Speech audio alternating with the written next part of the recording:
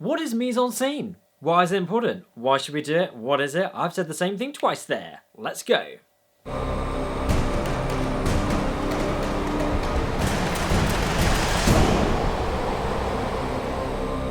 Mise-en-scene, set design, set production, production design, yada yada yada. Crucial, forgotten. That's what today's about. Independent filmmakers always forget this role, this job. This is the difference between great films and terrible films. It honestly makes that much difference. You have bad set design, your film's gonna look naff. Imagine if Star Wars was shot in an office. You have to get the audience into the world that you're trying to create. To get them there, you have to bring that world to them. Mise-en-scene actually means placing on stage.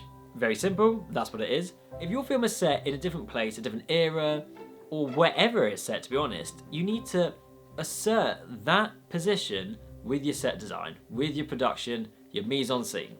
Sound effects are also a big player in that, but we're not talking about that today. Today's about set design. And that's also what I've tried to do in my new place in London. I've tried really hard to make this place suitable for vlogging.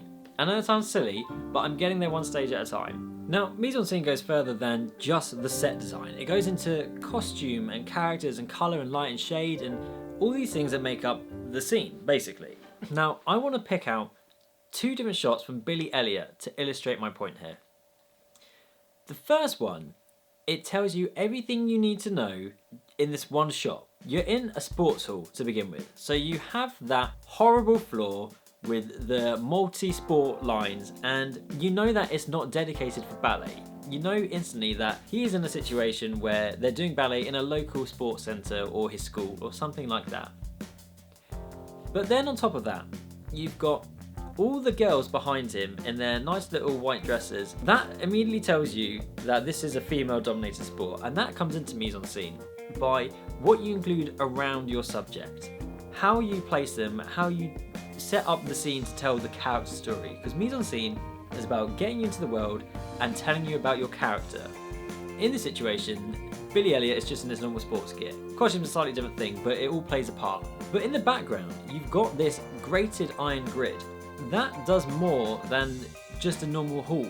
That gives you that sense of entrapment, and throughout the rest of the film, you've got cages, metal grids everywhere when you're dealing with mining strikes of the Maggie Thatcher time. You've got that sense of everything here that you might need. You've got the colours, you've got the genders, you've got the set. Everything about the shot tells you that Billy Elliot doing ballet is not in the right place. Cut to when Billy Elliot is getting interviewed for the English Ballet School, I think it is. Suddenly, not only is the set design different, but the framing's different. The framing's very polished, very centralised. Here you have polished floors, you have minimal things to distract you in the background.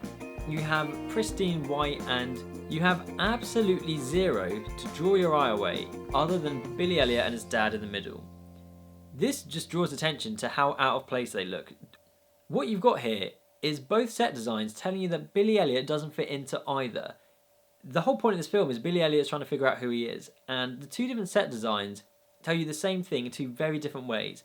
One is him trying to express himself in a situation where he's not really meant to, and the other one tells you in the places that it would normally be acceptable, he doesn't fit in. It's so simple, and it tells you that mise-en-scene doesn't need to be complicated. It can be very elegant. Just choosing the right situation, choosing the right framing as well, helps add to that.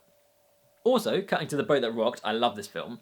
This mise-en-scene here, again tells you lots that you need to know, but it helps set the era. You've got a Simon Art & Garfunkel poster in the background. You know that this is being set in a time of vintage music by the Vinyls, and you've got the beer to tell you a bit more about the character, not to mention the costume and the haircuts. Mise-en-scene is also a way of transporting your audience to a different time. Think about all these things when you're coming up with your ideas. Think about how mise-en-scene tells you about the character, about the place. That's my tip for today, basically. Think about your mise-en-scene. Alright, till tomorrow.